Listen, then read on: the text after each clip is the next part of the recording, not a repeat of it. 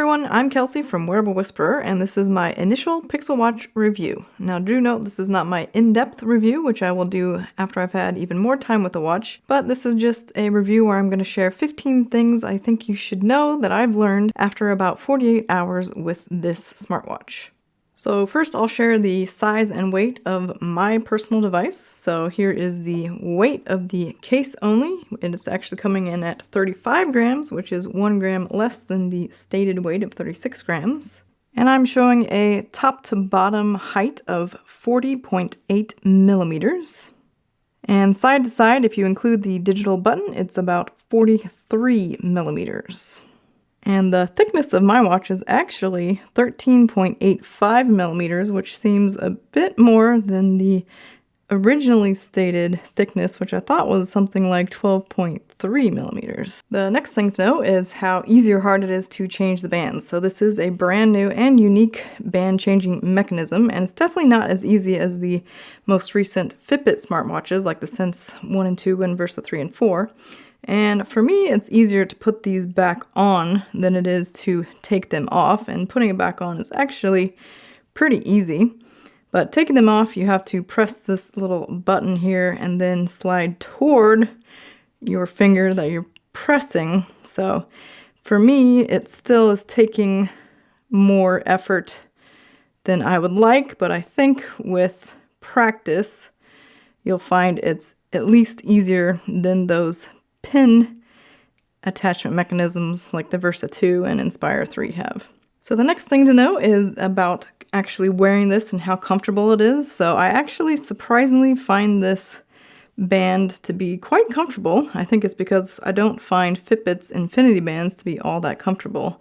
So the band material is much higher quality, and you do have these stainless steel points of contact that make it a lot easier to put the band on. And just in general, wearing the device, I've found it's very comfortable to wear also. I've worn this to sleep for 2 nights and had no problems with it. It was, felt very comfortable to wear to sleep. The next thing I like to talk about is the side button. So that's this button here above the digital crown. So at first I found this, and still kind of do, find that it's in an awkward location. I've gotten used to it, more used to it over time, so I think it's fine. And the only thing is just when you push it, your part of your finger is overlapping with this digital crown button, so you have to make sure that you're pushing with the top of the pad of your finger and not your entire pad of your finger. Another thing I think is worth mentioning is the setup process. So I did do 2 videos showing my experience with the setup process. The first is connecting it to the phone via the Galaxy Pixel Watch app, and the second video is connecting the watch to the Fitbit app, and you need to watch them in that order. And for me, it wasn't a very seamless experience. It was actually somewhat annoying and frustrating at times, but the biggest gripe, I guess, was the fact that there was a software update on the watch that you started on the watch itself, and there was no feedback for how long it was taking, whether it was actually working, whether it was still working at times. You'd have to go back to the settings app to actually see that it was still downloading the update, and it actually took over 40 minutes to complete. So I don't know if that's going to be changed over time or if that's always going to be the same, but if it is the same, that is needing to be improved. Alright, so another thing that might be interest to some of you is the bezels. So I hope you can kind of see here, I've started the Maps app, and it is able to show here exactly where the bezels are. So I'll kind of zoom out here so you can just see that. And in my opinion, the bezels aren't too bad. Yeah, they do look a little bit big, but when you're using the watch, you don't really notice it. So I don't think the bezels should really be a concern if that's something you were previously concerned about. Another important thing you'll want to know is about the watch faces. So there are actually 18 included watch faces here on the Google Pixel app, and you can tap New to see all of them. I'll kind of scroll through them here for you to see if anything catches your eye. But I will let you know that one of these here is actually a third-party watch face that I found on the Google Play Store. So I can confirm that third-party watch faces are available. But one thing to note is you can change these clock faces on your device. So if you press and hold, you can swipe left or right and find the other clock faces you have installed on your watch, and it's as easy as that to quickly switch. And if you want to add new ones, you just press the button here and you can add any of the default ones, or down here you can even tap to the Play Store to get more watch faces. And you can also edit these by tapping this little pencil icon on the watch as well. And you can change any of the settings here. And you can also change the order. So if I press this little button, now the order has changed, and vice versa. So a lot of good functionality here for watch faces on the Google Pixel Watch. So one thing you may have noticed here is there are complications available if you pay for this third-party watch face. And one of them is actually the Alarms app, which you can get to by tapping on that complication. And I'm happy to report that you can set alarms here. And when you click into them again, you can see how many alarms you have set. You can turn them on or off, and you can add new ones. You can also tap on them to edit the alarm. So you can edit the time, you can edit the frequency, you can have it vibrate only, or do sound only, or do both. So it is good to know that you can have alarms with sound. So far, I haven't figured out how to customize the sound of the alarm, but maybe that'll be coming soon. Hopefully it will. But there is no smart wake feature if you want to use this with your sleep tracking and have it wake you up during a lighter stage of sleep. So just do know that at launch, there is an alarms app, but the smart wake feature is not available. So speaking of apps, we can access the apps by just pressing this digital crown button once. And these are the installed apps here. So we have the Agenda, Alarm, Google Assistant, Contacts, Find My Phone. Now the Fitbit ECG app I did add at a later time. It is a separate app you have to download for free from the Google Play Store. Then there's the Fitbit Exercise app, Fitbit Today app, there's a flashlight app, Google Wallet, hand wash timer, Google Maps, media controls, messages, personal safety, phone, Play Store, settings. I downloaded Spotify as a third-party app. Built in was stopwatch, timer, weather, and YouTube music. So just real quick about the Spotify app, you can download it as a third-party app from the Google Play Store, so I'll just show you here. I do have a premium membership, so I'm not 100% sure if this will work if you're only a free user, but you can control by playing the song, skipping forward and backward. You can like it, you can control which output device it goes on, and you can change the volume as well. And then you can access your library, including your playlists, as well as download songs directly onto the watch. And if you have the LTE version, you can also stream songs from Spotify using your data plan. All right, for those of you who are going to exercise with your device, you'll be interested to know which exercises are available. So I'll just semi-quickly scroll through these here so that you can see. I'm pretty sure they're the same 40 or so exercise modes that are now available on the two newest Fitbits, the Sense 2 and the Versa 4. So if you're familiar with that, they should be the same. So we have all of the typical ones here, but not as many as you could find on the Apple Watch, for example. Another thing to note here is about the user interface. So you'll be very happy to know that it's very quick to change. I can change really quickly here and it keeps up no problem. If I go to the Today app, for example, it actually opens pretty quickly here.